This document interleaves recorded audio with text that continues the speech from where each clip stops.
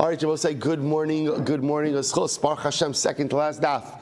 Second to last daf of Bava Basra. We want to begin by thanking all of our sponsors. To thank our annual Talmud Torah sponsor for Tafshin Pei Hey, the Tilson Mishpacha of Eretz Yisrael, for dedicating all the Shir and Droshos this year as a zichus for Besoros Tavos for Am Yisrael. Our Talmud Torah sponsors for the month of Kislev Habar Leinu L'Tova, Josh and Becker Friedman, creation of the yard site of Josh's father Yisrael Yehuda Ben Rav Chaim Rafael, and for this, in the zichus of the safe return of our hostages and for the security of our precious Chayalim. Sammy and Malka Esterson for dedicating all the Shiurim and Droshos this month in memory of their parents, Ludwig Stiefel, Yitzchak Leben, Aaron HaKohen, Sarah Stiefel, Sarah, Rachel Bas Baruch Avram, Zichron Levracha, Hinda Esterson, Hinda Bas Henach Ephraim, Zichron Levracha, and in memory of their dear friend, brave soldier, beloved husband and father and skilled physiotherapist, Naftali Gordon, Naftali Yonah Shemi Kam Dama, Ben Beatrice Miriam, and Daniel Yigal. We also take the opportunity to welcome back Reb Sammy after celebrating the wedding, the chasana of his son Ari to Dorit Badnik. Mazel Tov, welcome back. A little bit surprised that it was not a destination chasana for the shir, considering that it was in Florida. But okay, I'm sorry. The shir was there. Baruch Hashem. Reb Sami, on behalf of the shir, Mazel Tov. You should be zochem. Yeretz Hashem. You and Malka should be zochem. Tim Yeretz Hashem. See Dori Doris, a beautiful Yiddish nachas from this chasana, a kala from your entire mishpacha. Mazel Tov. Mazel Tov. Excellent. I will say, and of course, we always dedicate all of our learning in the schus of our precious hostage, the Mechadish Baruch Hu, bring them home b'shalom and b'karov. I will say, especially in these days where it's so hard to, on one hand, get our hopes up, but on the other hand, what's the power of the Jew? And we hear in the news the possibility of a hostage deal, the possibility of negotiations finally progressing. And you never know what kind of pushes things in the favor, in the direction of Klal Yisrael. So it's these days when we hear just these little glimmers of hope that come out, that halavai, if we just push ourselves a little bit more, work a little bit harder, there's no telling what incredible miracles. This is the month of miracles. Kislev is the month, the truth is every month is the month of miracles for a Yid, but Kislev is especially a month of miracles, and who knows, if we just push ourselves and work a little bit harder, no telling what we could accomplish as a people. So I'll say with that, let us begin. Today's daf is Kuf Ayin Hey, 175, and we are picking up Emirat Hashem on Kuf Ayin Dalet Amud Beis. I know I left you mid-story yesterday. So as I say, remember again, the Gemara says as follows. So remember the story that we started. The story that we started was Moshe Bar Atzri was the father of Rav Huna, and Moshe Bar Atzri also guaranteed his daughter-in-law's ksuva. Rav Huna had fallen on financially difficult times, so Abaye gave Rav Huna an interesting eitzah, which was divorce your wife. You have no money. She'll collect her ksuva from your father, the guarantor of the ksuva, and then you'll get remarried. And Baruch Hashem, you have a little nest egg along with you. So the Gemara says. So remember the Gemara asked, so they asked Abai, but one second, we learned in our Mishnah, that's what? That if a woman has a guarantor for a ksuva, and her husband is divorcing her, and going to rely on that guarantor, then what's the halacha? He has to take a neder that he's not going to remarry her, in order dafka not to exploit this situation, to which Abai responded, okay, not everybody gets divorced in front of a beis din. In other words, that neder works fine if you're getting divorced in front of a beis din, but again, Bepashas Rashbam points out, it's very interesting, what do you need to get divorced? Pretty much the same thing you need to get married, which is witnesses. Married, you need a minyan also, right? Ideally, you need a minyan, right? But for divorce, you don't need a minyan. For divorce, all you need is 2 witnesses. So if you get 2 witnesses, write up a get, halacha l'maaseh, you're divorced. And again, you could bypass the entire neder. To which the Gemara says, l'sof igloi milsa de koinu. Interestingly enough, it turned out that at the end, Rav Huna was a Kohen, right? And therefore, again, this whole thing, this whole idea of Abaye's was not going to work regardless, because halacha l'maaseh, if Rav Huna would divorce his wife, then as a Kohen he would be unable to remarry her. Amar Abaye said, "Hainu de'amri inshi basar anya azla aniyusa." This is what some people say, the famous adage: poverty follows the poor. Now, what Abai seemed to be saying over here is apparently Rav Huna was destined to be poor, and therefore, again, there was really no mechanism to extract him from his poverty. Now, the truth is, that is it's a pretty sad statement, right? So much of Yiddishkeit is always about changing your circumstances, and even about changing your financial. It's not just spiritual circumstances, but right, isn't one of the most beautiful and incredible and heartening lessons in Yiddishkeit is work hard enough, and you could change anything. Work hard enough and you could change anything. But at the end of the day, yet Abaye says, Basra Anya Azla Aniyusa. Poverty follows the poverty. So perhaps what Abaye is saying is like this. It is important to understand that there are certain experiences in life that HaKadosh Baruch Hu wants us to have, and that no matter what we do to try to change them, we're going to undergo them. That's the way life works. So there's like two buckets. There are the things you could change, and there are the things you can't change. What do you do in life with the stuff you can't change? So essentially what Abaye is saying is, those are the experiences, those are the things, those are the realities that HaKadosh Baruch Hu needs me to have in order to self-actualize. That's Basra Anya, Anya, I keep messing it up. Basra Anya Azla Aniyusa. Poverty follows the poor, which means that for some people, being poor is what HaKadosh Baruch Hu needs them to be in order to fully self-actualize. Just like for some people, being wealthy is what HaKadosh Baruch Hu needs them to be in order to fully self-actualize. And there are those things in your life which you are going to be unable to change. So what do you do with the things in your life that you can't change? Lean into them, embrace them, and recognize that at the end of the day, they're absolutely necessary for your personalistic self-actualization. But one second, would Abaye actually say this? Like, would Abaye actually give this eitzah to Rav Huna to divorce his wife in order to collect the ksuva from the guarantor? So Abaye says, what is an Asha Arum? What is a cunning Rasha? So we'll say, so apparently in the world of like Rishayim, there are different levels. Right? You could just be like a regular Rasha. Mediocrity finds itself everywhere, right? Even in the world of rishos, there's just like a regular Russia, run-of-the-mill Russia, mediocre Russia, and then there's a Russia Arum. Either go big or go home. What's a Russia Arum? That is a cunning Russia. That's like mamish, that's like the Rebbe of the Russias. Rebbe of the Rasham. So what happens? What's a Rasha Arum? Zahamasi eitza limkar b'nechasei Rabbi Shmuel Gamliel. So I'll say, so without getting fully into this case, if you remember again, remember we had this case before, where let's say again, Ruvain says, I hereby bequeath I'm leaving my property, I'm going to die, I leave my property to Shimon, and then after Shimon I want it to go to Levi. Right? So again, he's setting up a progression of that property. So Rabbi Shimon Gamliel says, okay, it transfers like that, but if Shimon decides to sell it, the sale is effective. So we'll say, so that's an example of doing something that works, but it's really not right. So if Shimon sells the property, it works. But that's not what Ruvain wanted. What did Ruvain want? He wanted it to go from Shimon to Levi. So the Gemara says, sometimes in halacha, you could work the system, right? So you could go ahead and cause something to occur, but recognize that that's not really what is supposed to occur. So the Gemara says, so b'no shiny, v'tzor mirabanan shiny. This is different. First of all, again, this was Abaye giving eitzah to Rav Huna. Rav Huna was the son of Moshe ben Atzri, and furthermore, again, Rav Huna was the Talmid Chacham. So to benefit one's child and to benefit the Talmid Chacham, sometimes we're really willing to go ahead and utilize this system a little bit. Vaha arefu the kaimala under ariv diksuva lo mishtabid. Shabbos said, now we're going to explain this statement in just a moment. But one second. This is a guarantor of a ksuva. And we learned elsewhere that the guarantor of a ksuva is not really on the hook to guarantee the ksuva. Now we're going to discuss what that means in just a moment. The Gemara says, no, kablon hava. This Moshe ben Atzri wasn't stam and arev, rather what was he? He was a kablon. Shabbos, remember again, we saw yesterday's daf, what's a kablon? Kablon is a guarantor that you could go to proactively from the beginning. So the Gemara says, kablon diksuva afagav glas nechasi lebal mishtabid shapir. Shabbos says, so this makes sense according to the opinion that says that a kablon for a ksuva, even if the husband has no property, will still commit himself. Elaman da amar islay mishtabid ilesle lo mishtabid my ikalamemar. But according to the opinion that says even a kablon only commits himself to guarantee the ksuva if the husband has some property. But if the husband has no property, then the kablon is not going to commit himself. To which the Gemara says, Ibay sema mehavi havila vishtadov. So some say no. Rav Huna, the chassan, did have property, but what happened? It got damaged by flooding. So he had, but now he has nothing. At the time of his marriage he had, and now he has nothing. The Ibay sema Abba legabe brei shabude mishaben nafshe. Rabbi say this is beautiful. Others say, remember Rabbi say, who's the guarantor? Who's the guarantor over here? Right? His father. Moshe ben Atzri is the father of Rav Huna. Is the father of Rav Huna. So you're right.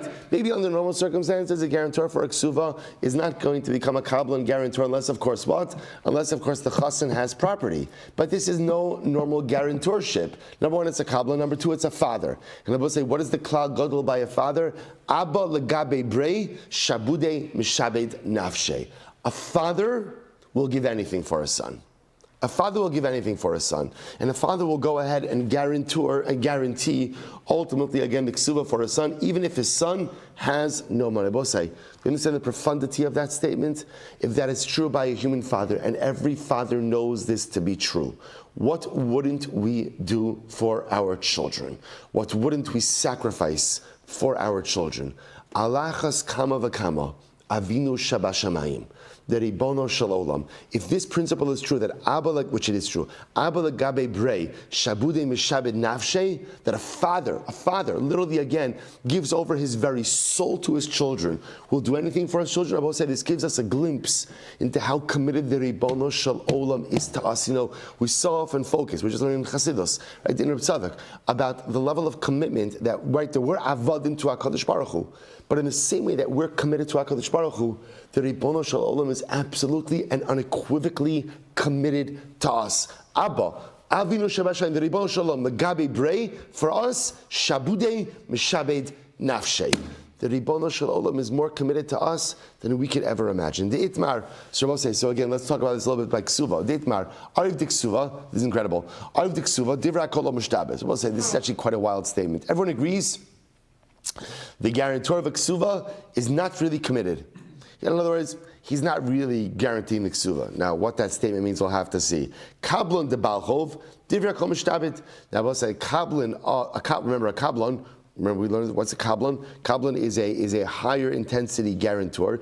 The lender could go to him proactively. So kablon of a regular debt, everyone agrees, is mishtabit, ultimately commits himself. Kablon de ksuva va'ariv de balchov. So we'll say, so ultimately again, what about a kablon of a ksuva and a regular guarantor of a debt? Pligi is machlokas. Mar savar islay nechasi lelova mishtabit ilesle lo mishtabit. So one opinion holds, in a stam case of an arev, right, a regular guarantor for a debt. So one opinion holds, as long as the borrower has some property at the time of the debt, so therefore it's possible for him to pay back, the arev will commit himself. If the borrower has no property at the time of the debt, the arev, the guarantor, is not going to commit. Umar Savar, the other opinion holds, ben islay uben leslay mishtabit. The other opinion holds that no, halacha l'maisa, an arev is willing to commit himself no matter what. And Abba say hilchasa, here it is, underline these lines, arev. Bein islay ubein leslay mishtabit. So I'll say the halacha is, in a general debt, when a person gives himself over as an arev, as a guarantor, he's committed. He's committed. Now again, whether the borrower has property or doesn't have property, the arev is committed. And I remember again, we spent yesterday and what's today? Tuesday. We spent yesterday and Sunday going through a whole list of criteria, right? In other words, there's a number of steps, a number of things that have to occur before you can go to the guarantor. But halacha l'maisa, right? Reuven lends Shimon money, and Levi is the guarantor. Whether Shimon has property, doesn't have property, Levi is the guarantor. The guarantor is on the hook. The avagav, bar me'arev diksuva. What's the exception to this rule? The guarantor of a ksuva. The afagav, the islay lebal lo mishtabed. So this is incredible. When it comes to the arev of a ksuva, even though the husband has property, the guarantor is not really a guarantor. So this is incredible. It turns out that when Reuven marries Rachel and Shimon says he'll guarantee the ksuva, Shimon's not really the guarantor. What does that mean? So what exactly is Shimon signing up for? My taima mitzvahu da'avid v'lo midi chasra. I will say, you know what's happening over here? Do you know why Shimon's stepping up and saying he's going to be the guarantor? He sees Rachel's a little nervous. Rachel's nervous. So Shimon says, you know what? I'm just going to calm her down. How am I going to calm her down? Rachel, don't worry. I'll guarantee the ksuva. Now, I will say, the truth is, no one gets married because of the ksuva, right? The ksuva, what role does the ksuva play in marriage? The ksuva ultimately, again, is a security blanket. It's the knowledge that in the event of death or divorce, the woman will be taken care of. So therefore, again, the Gemara says, so Rachel could be financially insecure. Shimon comes along and says, I got you. I'm secure. I'm guaranteeing the ksuva. But it's not a real guarantee, the Gemara says. So the lashon over here is mitzvah David. He's doing a mitzvah. Now we'll say, now, what mitzvah is this exactly? What mitzvah is this? It's the greatest mitzvah of all, making another yid feel safe and secure. Right? The greatest thing you could do for another person is to give them a sense of security, is to make them feel secure in who and what they are. So Shimon's coming along and Shimon's saying, Rachel, don't worry about it. Don't worry about it. I guarantee your ksuva. But he's not actually guaranteeing the ksuva. He's just giving her chizuk. He's giving her chizuk, which is a tremendous mitzvah, but does not create a financial obligation. Which I just want to point out how profound that is. That the Gemara calls giving someone else chizuk a mitzvah. Allowing someone else to feel safe and secure. Giving someone the confidence to take big steps in life. And making them feel secure in making that leap, that's a mitzvah. That's a mitzvah. Being there for each other is a mitzvah. Giving chizuk to one another is a mitzvah. Holding each other's hands in uncertain times is a mitzvah. Giving another yid the confidence to take a major step in life, that's a mitzvah. Incredible. It's a mitzvah, but it does not create a binding guarantorship. And it turns out, it's fascinating, it turns out that stam, a person who agrees to be a guarantor in a ksuva, is not financially on the hook. Now, what will happen? If a person becomes a kaplan on a ksuva, that's something different, right? You take the step of being a kaplan, then that does create, ultimately, again, financial obligation. Incredible. Amar Avuna, we'll say another case, interesting case over here. Shchimira. So this is a very interesting case, right? Reuven's on his deathbed. And he says, I hereby consecrate all of my property to the Beis HaMikdash, right? I give all of my money to tzedakah. Right? By the way, such hashgacha pratis that we're learning this Gemara, right, on the day that our campaign starts. Incredible. Not a shchimira case, right? But again, incredible, right? So what happens? So Reuven goes ahead and says, I hereby give all of my property to the Beis HaMikdash. And then he says, Va'amar mana laploni biyadi. But then he says, by the way, not all of the money, because the truth is $1,000 belongs to Reuven. So both says, if you notice over here, what he kind of did is he made two somewhat contradictory statements. On one hand, he's giving all of his money to the Beis HaMikdash, but now he's saying that $1,000 belongs to Reuven. So how do you reconcile this? So the Gemara says, Naaman, so Shchiv Meira is believed. Why? Chazaka in Adam Ose Kinunya al Hekdish. Because we'll say the assumption is people don't play with Hekdish. Ose Kinunya means like play games. Right? So again, what Reuven is saying over here, what Shchiv Meira is saying is, all right, listen, yes, I'm giving over my estate to the Beis HaMikdash, but obviously it's only the stuff that I own. I don't own this $1,000 which belongs to Reuven, and we take him at his word because a person is not going to play games with Hekdish. So Maskeh for Rav Nachman. So Nachman says, 1 second. V'chi adam osek kinunya al banav. But does a person play games with his kids? Like in other words, where a person pulls shtick with his kids. The Gemara says, the Rav Ushmuel Darin Tarvayo, because what about the following case?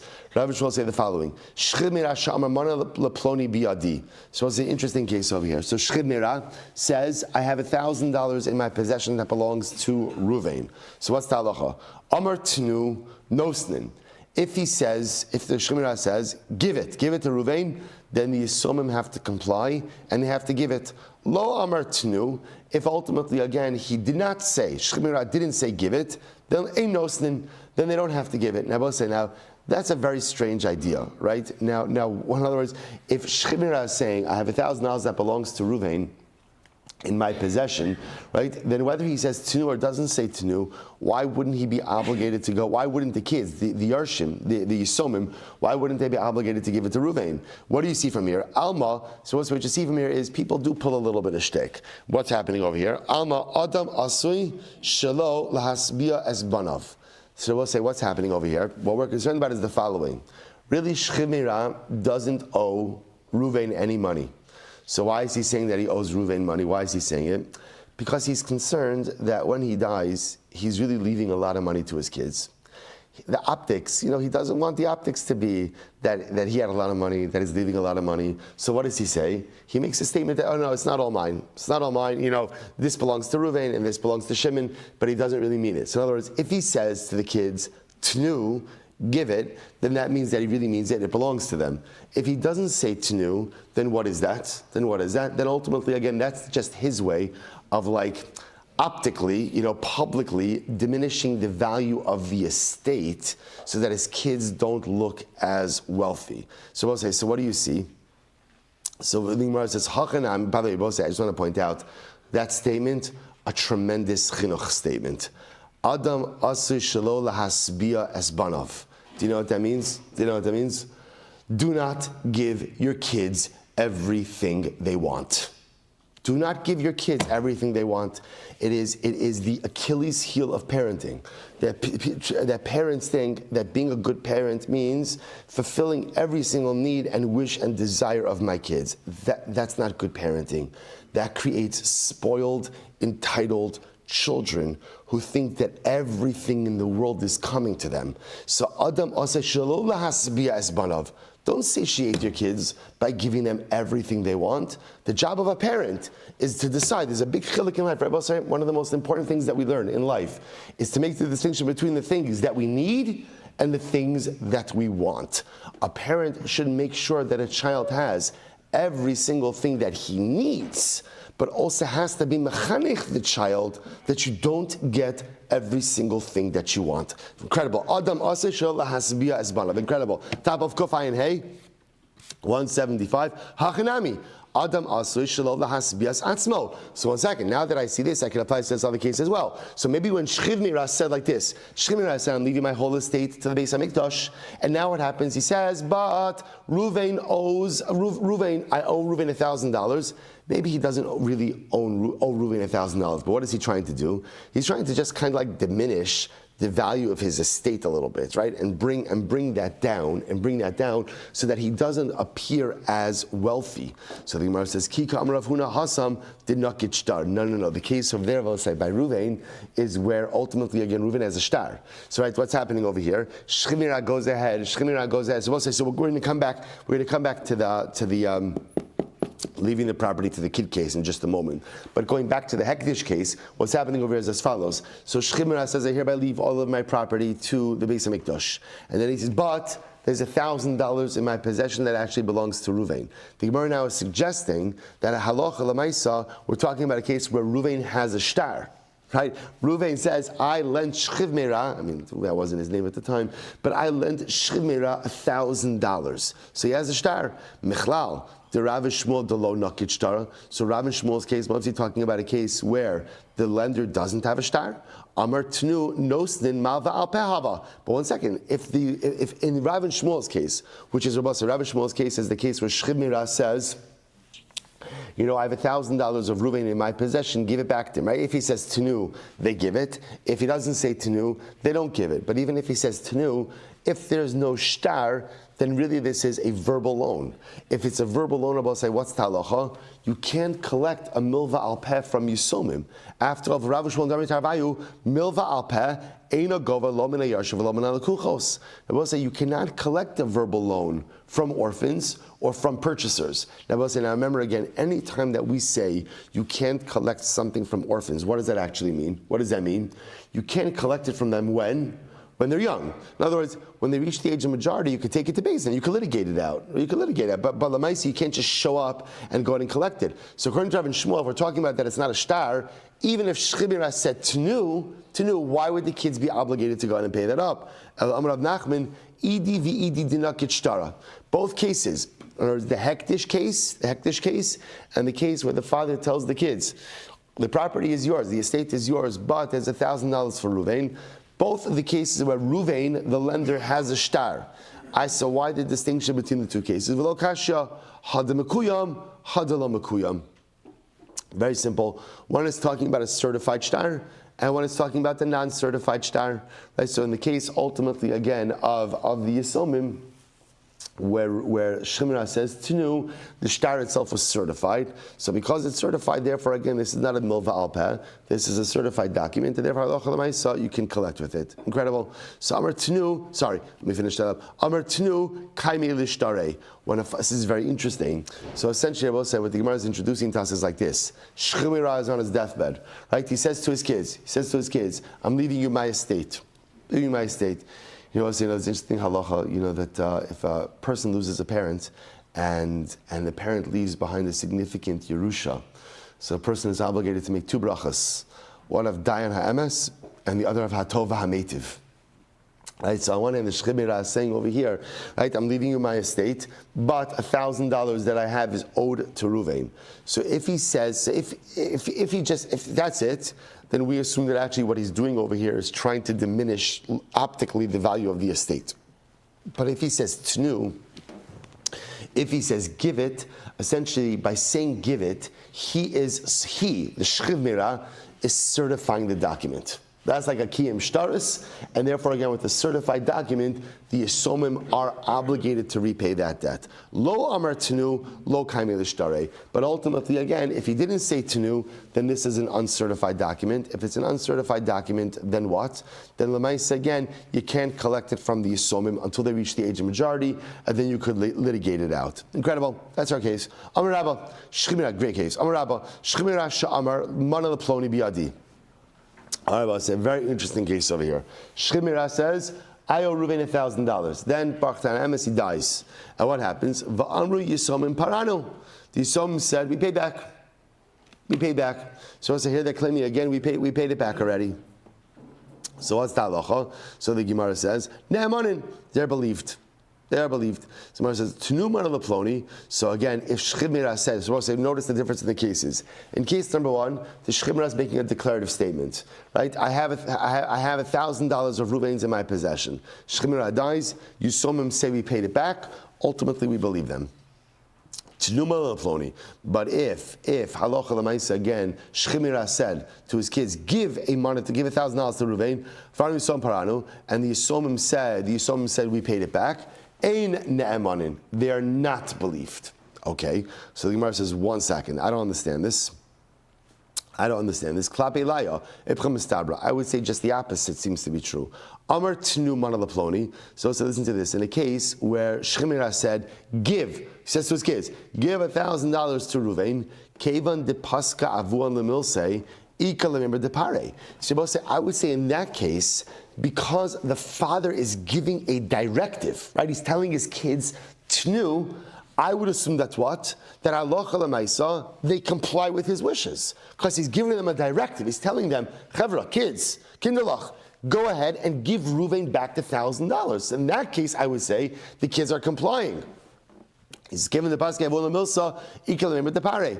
Mana leploni biadi. On the other hand, when the Shechimira just makes a general statement that there's $1,000 of Reuven's in my possession, kevan delo pasuk avon milsa. Since the father is not giving a directive, ikal delo pare. I would say in that case, he's kind of conveying information without giving a directive to pay back. I would say that's the case for the kids. Didn't pay back. You're right. Rather, we'll say, if you're going to say, here's what you have to say. Watch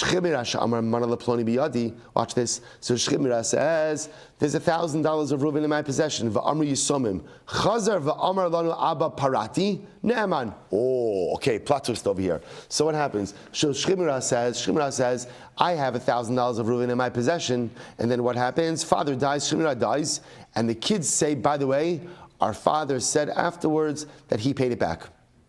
He paid it back. Ne'emanin. The kids are believed. Why? My taima at kuri mitkar. Because we assume what happened over here is as follows. The progression of events was like this. Shchimira is on his bed. Rabbi say, what are you doing? You're a Shchimira. What are you doing? You're a Shchimira.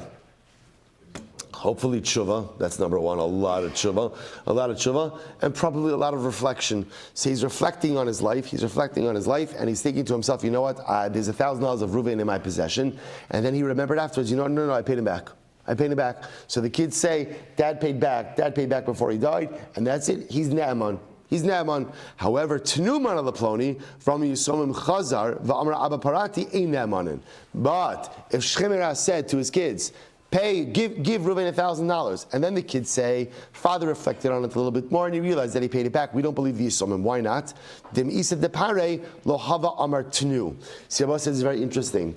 When Shchibira says tnu, a person only says tnu when? After they've really thought this through. Right? In other words, I understand the first case of I have $1,000 of Reuven's in my possession. That could be more of like a reflective statement. That upon further reflection, you realize, oh, I paid it back. But when the Shchibira says, pay Reuven $1,000, that's not a reflective statement. That is a declarative actional statement. A declarative actional statement only comes on the heels of decisive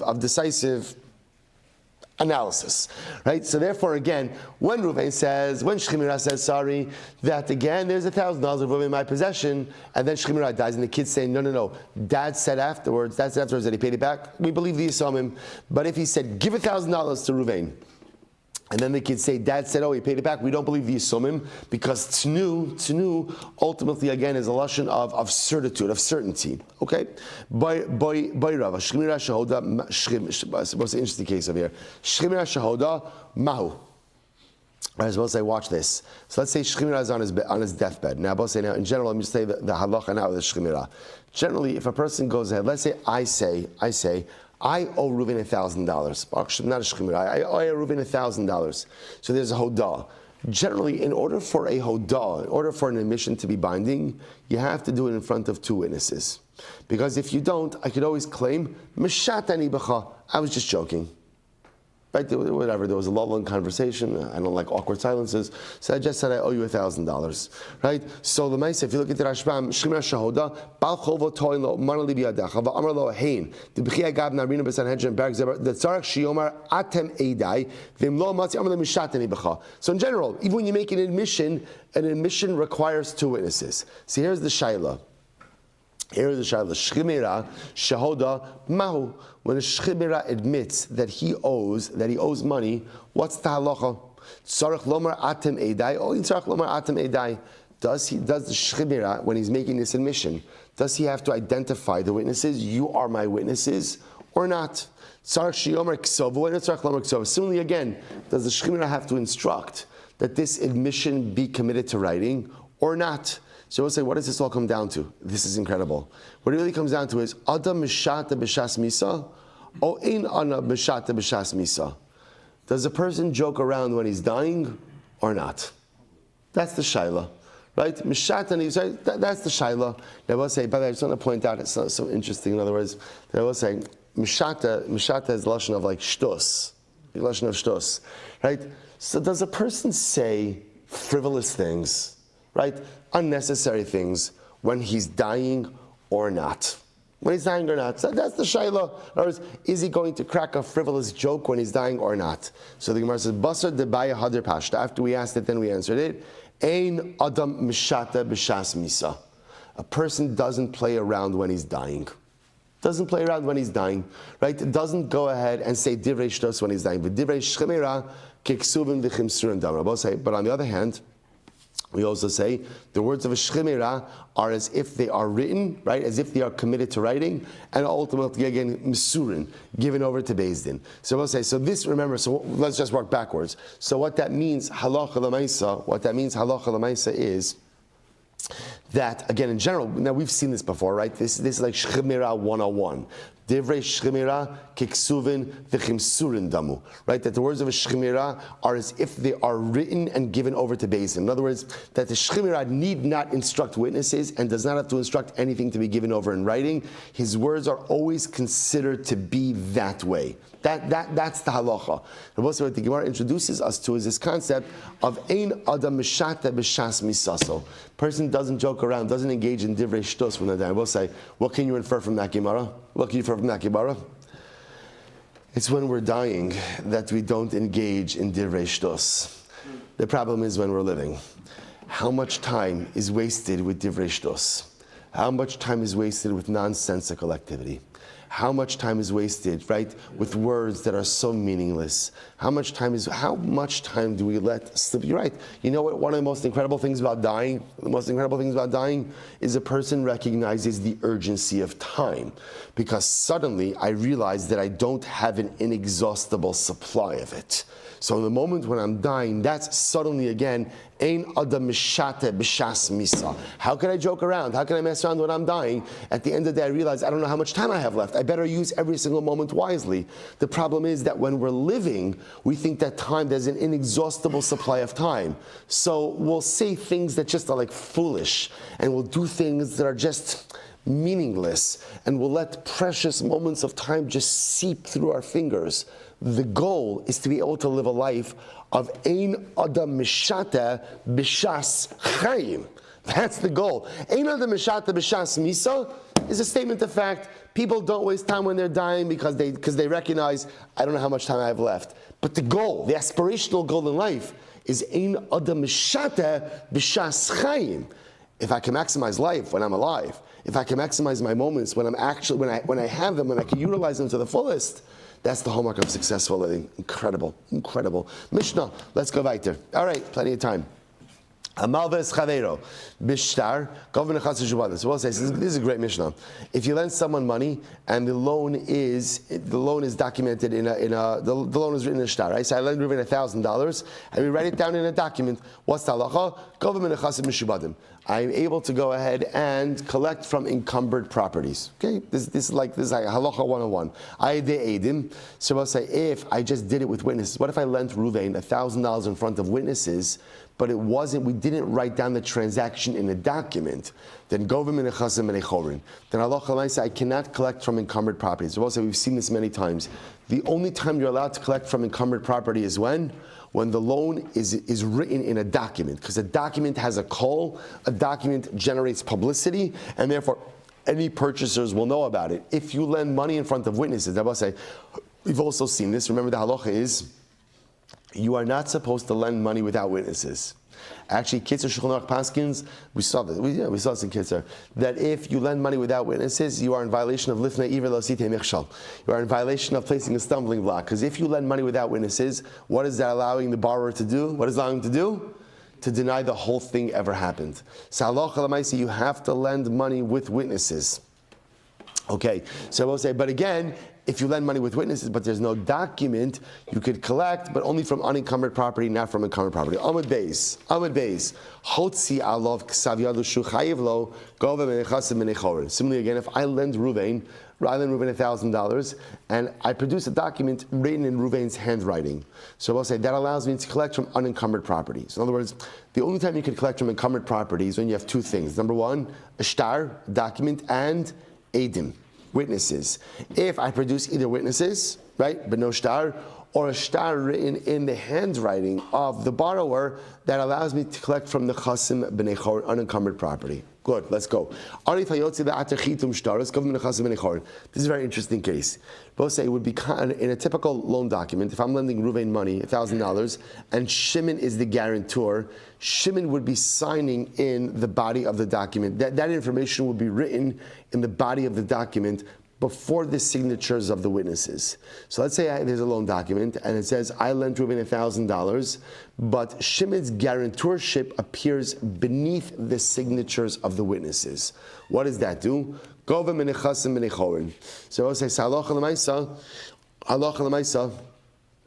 So ultimately, again, I can only collect from the chasim b'nei chorin, because this is not considered. We'll see exactly what this means in the Gemara. We'll look at the Rashbam. Govim b'nei chasim b'nei chorin. Second line from the top. To lo govim mishubadim ela malva kasim b'shtar sheyesh bo edim kevan diikatarti shtaro edim mafkili lekola.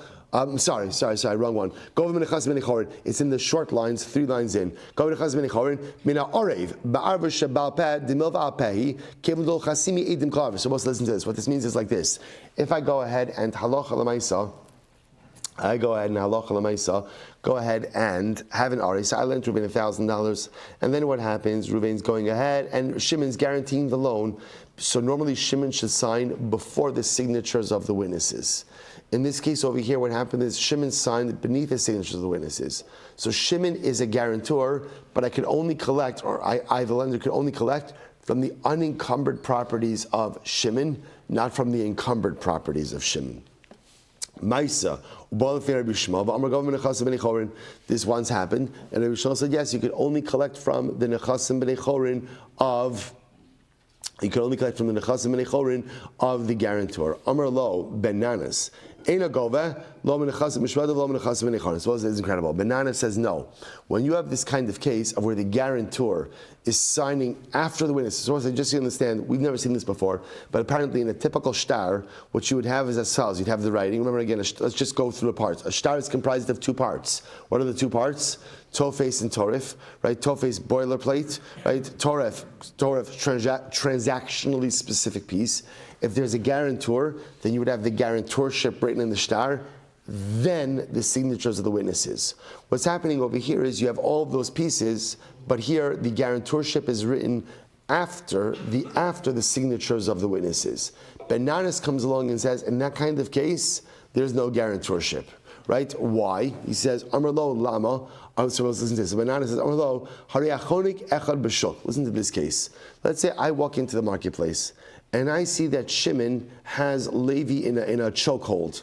And what happens? Now I'm able to, using my analytical skills, I'm able to deduce, right, that Levi owes Shimon a significant amount of money, hence the chokehold. So we'll say, so what happens? V'amar lo, and I say to Shimon, Hanach lo, v'ani etein lecha. Shimon, listen, do me a favor, let Levi out of the chokehold, I got you, I'll pay you back. So what's talacha? We'll say, Pater, I don't have to pay Shimon back. Why? Shelo al aminos ravo. Now we'll say, now why not? Now here's what's interesting.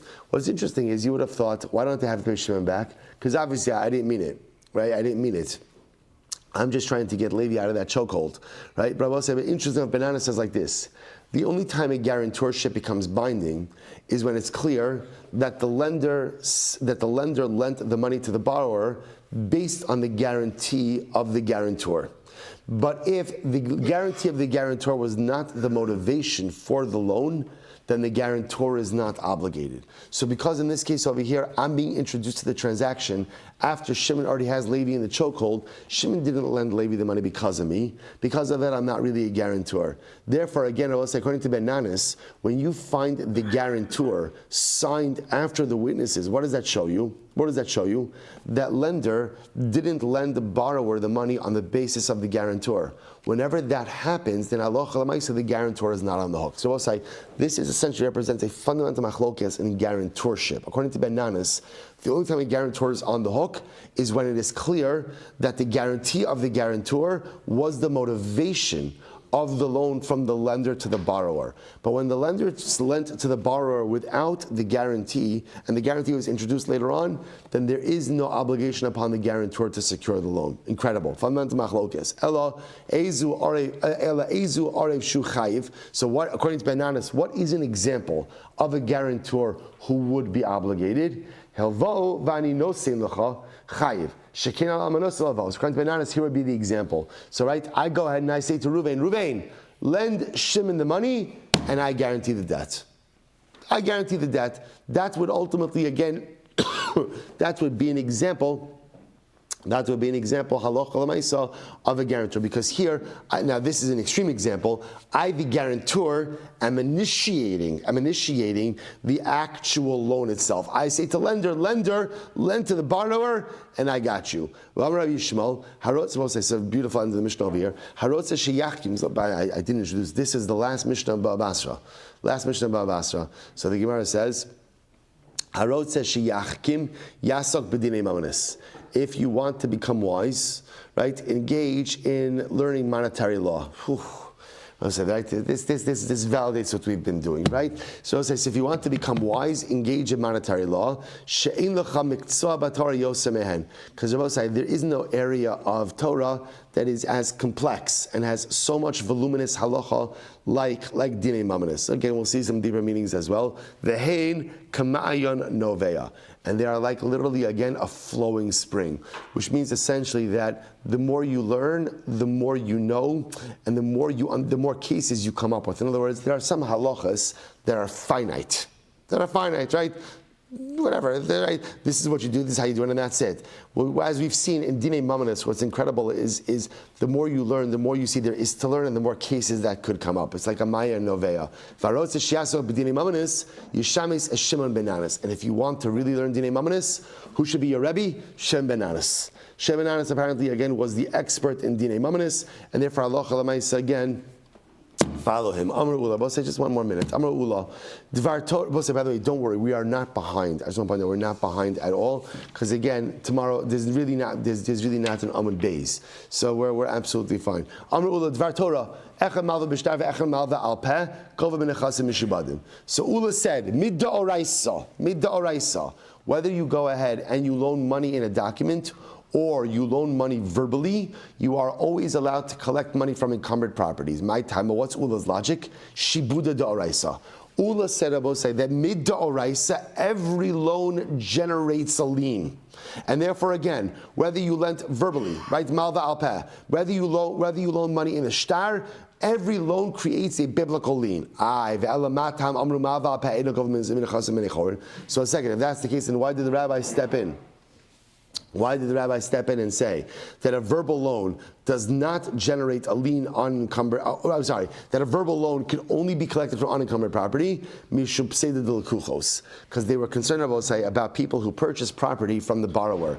If there's no document, then people who purchase property from a borrower have no idea that the property is encumbered, and that's not fair to them. So therefore, again, Chazal made it that a lien only devolves upon property if the loan is recorded in a document. Milva b'shtar nami. So I'll say, but again, if that's the case, and even if the loan is recorded in a document, it should not create a lien against the property. Hasam inhu ninhu dafsidu anafshayu.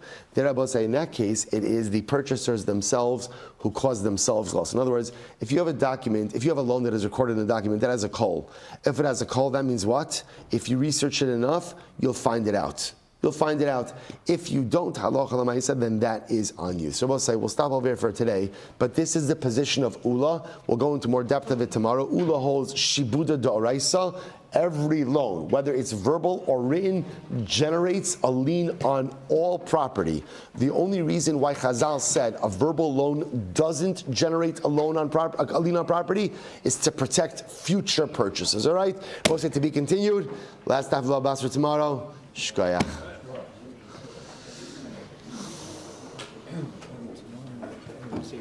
Give me one second. Chevron Zoom, have a great day, everyone.